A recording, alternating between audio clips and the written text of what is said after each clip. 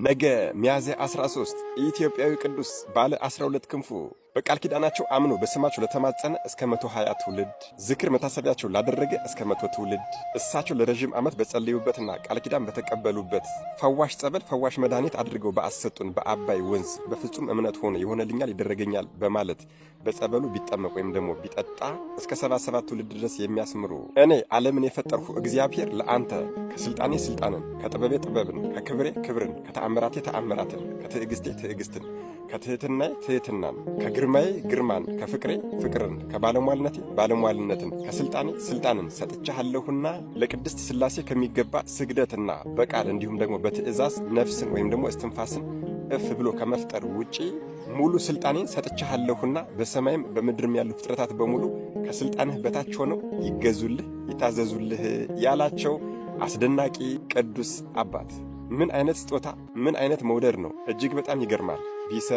ቢሰጥ የማያልቅበት መድኃኔዓለም ኢየሱስ ክርስቶስ እንደዚህ ነው እንግዲህ ለአባታችን የሰጣቸው። ገና ተወልደው በሥነ ሥርዓቱ ሳያድጉ በ7 ዓመታቸው ጌታ ሆይ ይህችን ዓለም እንዳታሳየኝ ዓይኔን አሳውርልኝ ብለው በጸሎታቸው ዓይናቸውን ያሳወሩ። ከ7 ዓመት በኋላ ማለትም በ14 ዓመታቸው ለዓለም ብርሃን አድርጌ መርጫለሁና ዓይንህ ይብራ ብሎ መድኃኔዓለም ራሱ ዓይናቸውን ያበራላቸው። ጥርሳቸው ሲጣበቅ የዓለም ፍጻሜ ይሆናል ተብሎ የተነገረላቸውን ሁለቱን ታላላቅ ዘንዶች አንዱ የምድርን ግማሽ አንዱ የምድርን ግማሽ የሚያክሉ ቤሄሞትና ሌዋታን የተባሉትን ታላላቅ ግሩማን አውሬዎች ከወዳቸው ውስጥ ገብተው ጸሎት አድርገው ጥርሳቸውን ቆጥረው የመጡ አስደናቂ ቅዱስ አባት። እኒህ ቅዱስ አባት እግዚአብሔር በሰጣቸው ሥልጣነ ክህነታቸውና በ12 ክንፋቸው እየተነጠቁ ሲኦል ውስጥ እየገቡ በየቀኑ ለ7 ሰዓት ጸሎት ያደርጉ ነበር። በዚያም ደግሞ ነፍሳትን እየማረኩ ከሲኦል ነፍሳትን ይዘው ይወጡ ነበር።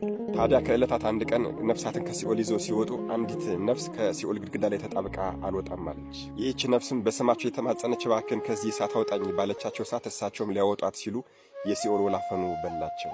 እርሳቸውም እጅግ በጣም ደንግጠዋል፣ እጅግ በጣም ተሸብረዋል። ምክንያቱም ለ7 ሰዓታት ሲኦል ውስጥ ጸሎት ሲያደርጉ ሲኦል እንደ ቀዝቃዛ ውሃ የሆነላቸው እኒህ ቅዱስ አባት ይህችን ነፍስ ሊያወጡ ባሉ ሰዓት ግን የሲኦል ወላፈኑ በላቸው። በዚህም ሰዓት እየፈጠኑ ወጥተው ጌታ ሆይ አንዲት ነፍስ ከሲኦል ግድግዳ ላይ ተጣብቃ አልወጣም ማለች፣ ላወጣት ብጥርም የሲኦል ወላፈኑ በላኝ በማለት ለአምላካችን ጥያቄ አቀረቡ። በዚህ ጊዜ መድኃኔዓለም ኢየሱስ ክርስቶስም ወዳጄ ዘርአ ብሩክ ሆይ ይሄን ሁሉ ባለሟልነት ይሄንን ሁሉ ሥልጣን ብሰጠህ እንዴት ትንባሆ ያጨሰችን ነፍስ ማርልኝ ትለኛለህ አላቸው።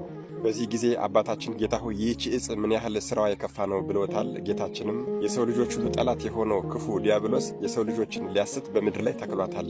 ይህችን ዲያብሎስ በተንኮል የተከላትን ዕፅ የጠጣ ያጨሰ ሰው የ5 ቀፎ ንብ የሚያክሉ እርኩሳንና ክፎች አጋንንት በሰውነቱ ማለትም በዓይኑ፣ በአፍንጫው፣ በጆሮ፣ በአፉ፣ በታች በሰገራ መውጫው እየገቡ እየወጡ ይሰለጥኑበታል፣ መሳሪያቸውም ያደርጉታል በማለት ጌታችን መድኃኔዓለም ኢየሱስ ክርስቶስ ለአባታችን ነገራቸው።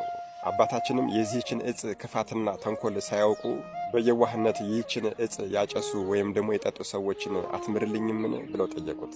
ጌታችንም ሳያውቁ በየዋህነት ያጨሱ ወይም ደግሞ የጠጡ ሰዎችን በአንተ ስም ምሬልሃለሁ፣ ነገር ግን ይህንን ለሌሎች ቅዱሳን ከዚህ በፊት ለነበሩ ያልገለጽኩትን ለአንተ ግልጽ አድርጌ ያስረዳውህን መጽሐፉን አንብበው መምህራን ሲያስተምሩ ከአወቁና ከተረዱ በኋላ ይህችን የከፋችና የከረፋች ዕፅ ከጠጡና ከአጨሱ በምሕረት ዓይኔ አልጎበኛቸውም ይቅር አልላቸውም ብሎ ቃል ኪዳን ገብቶላቸዋል። ጌታችን አምላካችን መድኃኔዓለም ኢየሱስ ክርስቶስ ከዕለታት አንድ ቀን እኒህን ኃያልና ቅዱስ አባት ወደ አድማስ ወጥተው ትንፋሻቸውን በአራቱም አቅጣጫ እፍ እንዲሉ እንዲረጩ አዘዛቸው። እጅግ በጣም ይገርማል። እርሳቸው የተነፈሱትን የምሕረት እስትንፋስ ጌታችን አምላካችን መድኃኔዓለም ኢየሱስ ክርስቶስ በቃለ ሥልጣኑ አዝዞ ከአድማስ እስከ አድማስ ከአቅጣጫ እስከ አቅጣጫ ድረስ በሁሉም ክፍለ ዓለም እንዲዳረስ አደረገው። ይህ አንተ እፍ ያልከው እስትንፋስ የምሕረት ትንፋሽ የደረሳቸው አሕዛባውያንና አረማውያን ቢኖሩም እንኳን ከጎኔ እንደፈሰሰው ማየገቦ ይሁንላቸው።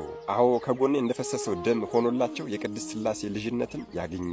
ምን እሱ ብቻ አረማውያንና አሕዛባውያን በቃል ኪዳንህ ታምነው ነገር ግን ክርስትና ሳይነሱ ወደ ኦርቶዶክስ ተዋህዶ ሳይመለሱ ቢሞቱ ይሄ እስትንፋስህ ክርስትና እንደተነሱ ይሁንላቸው።